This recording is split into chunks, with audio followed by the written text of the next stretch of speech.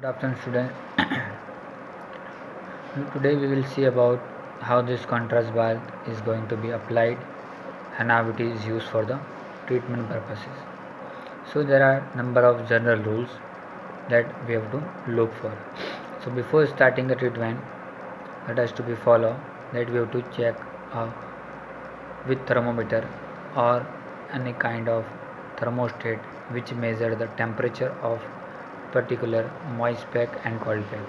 Suppose we are using a moist pack from the moist pack cabinet, and then there is a one kind of temperature regulator which will reveal about the exact temperature of that particular moist pack has been immersed inside the water. And same way cold pack, we are using the freeze temperature, that may be 0 or 2 degree centigrade, which will be checked for that. After that, area have to be inspected well, that and most of the time all the area beyond the injuries has to be covered largely in both uh, cold pack as well as hot pack. Like suppose you are applying a cold pack in a cabinet or in a this bucket, then the injury is up to the ankle level, then can we get take immerse up to the mid leg level. Or even we are applying a cold pack and a moist pack in the wrap method, then we have to apply it completely over the ankle as well as up to the mid leg area. So that area that has to be taken care. Along with that, that area should not have any kind of metal implants, any kind of accessories which are attached, especially the rings in the feet or the bangles or something. And that particular area should not have any kind of open wounds, that has to be checked. And body part has to be exposed to the cold pack and hot pack directly rather than covering with anything else. Now after that, checking about the treatment area and method, checking the apparatus, after that we have to apply for the contrast bath. So we have to check for the patient body part, that particular body part should be exposed clearly and there should not be any kind of skin damage, or skin damage should be normal. It should be tested for hot and cold using a test tubes. Okay, so you can check, or especially when the medical history of given for any kind of neurological disorders or chronic disease like diabetes, where there is a chances of gloss and soft deformity of sensation in the bilateral foot and bilateral palm. So that has to be checked for.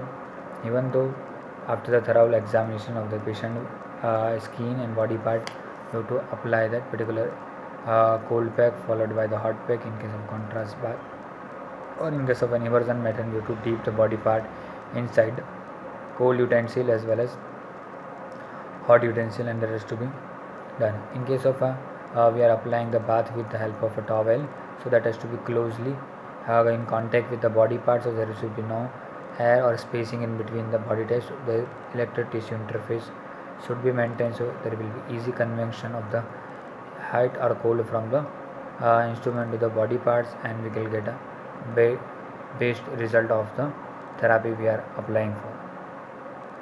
And after applying this cold pack and hot pack, we have to ask in every 2 or 3 minutes the patient, and we have to explain the patient what the patient will feel. Suppose for the cold therapy, we are said say patient will feel a cold like a sensation which should not be burning one, or the skin should not go for any kind of itching or abnormal throbbing kind pain. If it is so, then there will be irritations of the nerve, that has to be clearly explained to the patient before starting the treatment. Same way we have to start for the hot moist pack therapy. We have to explain to the subject that how he will feel. In the layman term, we have to explain that he will feel a moist kind of heat, not a hot heat, or like you can say the early morning sunlight or evening sunlight what we are getting on the body part, like that kind of sensation will be felt over the body part. It should not be taken in excess, or it's not like that if you take more you will get relief faster, or you will take less or you will get relief later. Okay, that has to be clearly understand to the patients. Otherwise patient will have that mentality and that will take more heat, and there will be chances of consequences of burning and other damage to the skin tissues. So that has to be clearly explained. And after applying the cold and hot we have a certain amount of changes will be seen over the body tissues that has to be clearly explained, and it has to be after the applying the hot pack or moist pack there will be a certain amount of redness or erythema production over the skin, and which will be last for more than 30 to 60 minutes. Beyond that it will be automatically discolored. It is why it is happening, just because of the physiological changes happening, and there is a vasodilation of that particular area, and because of that there is a erythema is production. If it is lasting more than 1 hour, or any kind of abnormal sensation or a burning kind issue while taking the moist pack or after taking the moist pack, and that has to be clearly noted. And if it is so, then it has to be taken care with the intensity of the temperature of the hot pack, and it should be done to the patient on a regular basis. This is how we are applying a contrast bath in an all of treatment to treat our all kind of soft tissue injuries and all kind of chronic pain injuries, except the when patient have a sensory deficit.